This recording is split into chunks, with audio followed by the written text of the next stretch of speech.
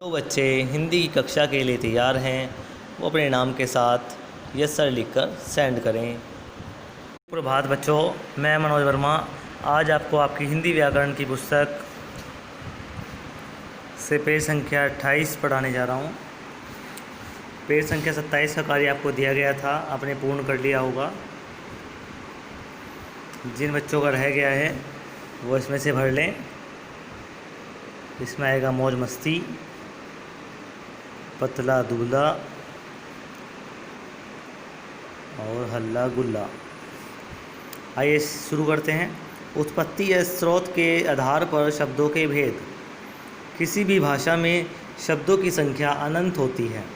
भाषा में दूसरी भाषाओं के शब्द भी जुड़े रहते हैं और इस प्रकार भाषा का शब्द भंडार बढ़ता रहता है। हिंदी भाषा का शब्द भंडार भी असीमित है। इस विशाल शब्द भंडार को देखकर यह प्रश्न उठना स्वाभाविक है कि आखिर इतने सारे शब्द कहाँ से आए।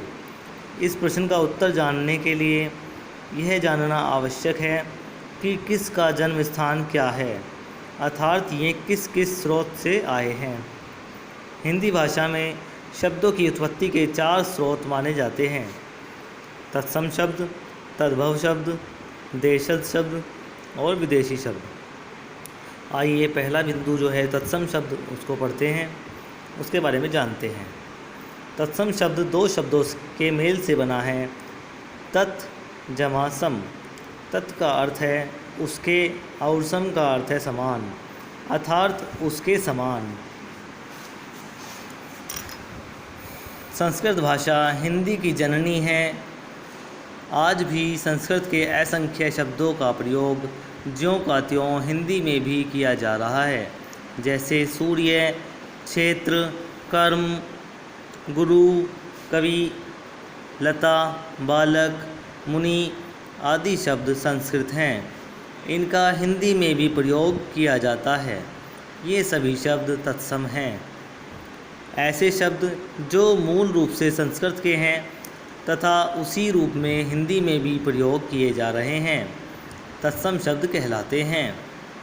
तद्भव शब्द दूसरा मुख्य बिंदु है। तद्भव शब्द। तद्भव शब्द भी 2 शब्दों के मेल से बना है।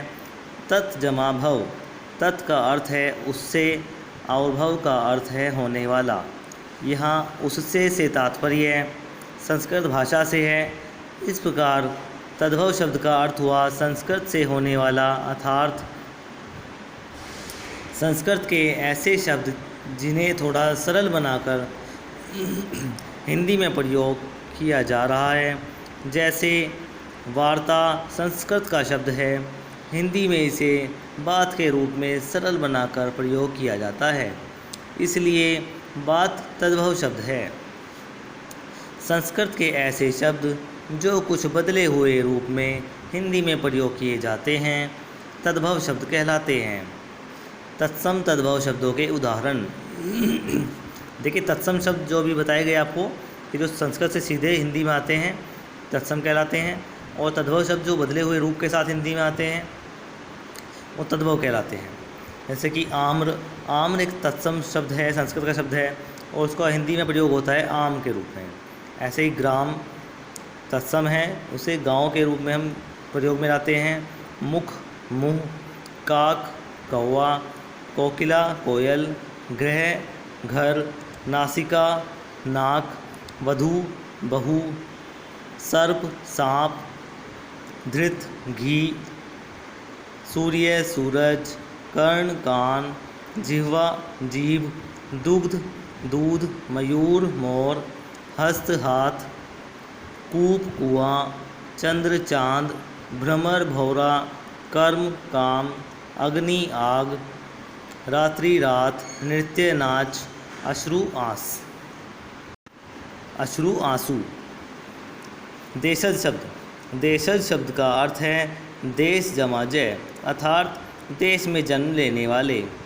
ऐसे शब्द जो परिस्थिति और आवश्यकता के कारण हिंदी में ही बना लिए गए हैं देशज शब्द कहलाते हैं। जैसे डिबिया, पगड़ी, खिड़की, रोटी, चिचियाना आदि। विदेशी शब्द। हिंदी में अनेक भाषाओं के शब्द घुल मिल गए हैं। अनेक वर्षों तक हमें गुलाम भी रहना पड़ा तथा विदेशियों के संपर्क में भी रहना पड़ा। इसके कारण अंग्रेज़ी, उर्दू, फ़ारसी, अरबी जैसी कुछ भाषाओं के बहुत से शब्दों को हिंदी भाषा ने अपना लिया।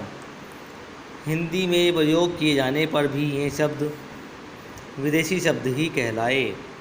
अंग्रेज़ी, उर्दू, फ़ारसी, अरबी जैसी कुछ भाषाओं के बहुत से शब्दों को हिंदी भाषा ने अपना लिया। ये शब्द विदेशी शब्द कहलाते हैं। हिंदी में प्रयोग किए जाने वाले विदेशी शब्दों के कुछ उदाहरण देखिए। अरबी भाषा के शब्द अखबार, अदालत, इंसाफ, तारीख, वकील, हवा आदि। फ़ारसी भाषा के शब्द शराब, अंदाज़ा, आसमान, सफ़ेद, शादी, चिराग आदि। अंग्रेज़ी भाषा के शब्द bank, truck, school, cycle, minister, governor, jail, telephone, doctor, college, cinema आदि। अन्य भाषाओं के शब्द चाकू, जो कि एक तुर्की शब्द है, मिग, रूसी शब्द है, काजू, फ्रेंच शब्द है, चाय, चीनी शब्द है यानी कि चाइना से आया है, कमरा, चाबी, साबुन, ये पुर्तगाली शब्द हैं आदि। आगे पढ़ते हैं। देखिए, इसी के साथ ये पाठ का जो पाठन कार्य है वो पूर्ण हो चुका है। इसके बाद जो ये दिया जाता है आओ पाठ दोहराएं, इसको भी आपको पढ़ना होता है। इसमें फिर से इसी बात को रिपीट करते हैं। अब पहला प्रश्न बनता है उत्पत्ति या स्रोत के आधार पर शब्द कितने प्रकार के होते हैं। प्रत्येक के दो दो उदाहरण दीजिए। प्रश्न उत्तर आपको मैं लिखवा दूंगा। पुस्तक कार्य जो आज आपको करना है उसमें आपको तत्सम रूप लिखिए, ये रूप लिखने हैं। काम, इनका तत्सम रूप लिखना है। ये आपके तद्भव रूप लिखे हुए हैं, इनका तत्सम यानी कि संस्कृत वाला रूप आपको लिखना है। काम का माथा, अग्नि, हाथ, सच, नाक। अग्नि वाला जो ये लिखा हुआ है ये यहाँ पे गलत लिखा हुआ है।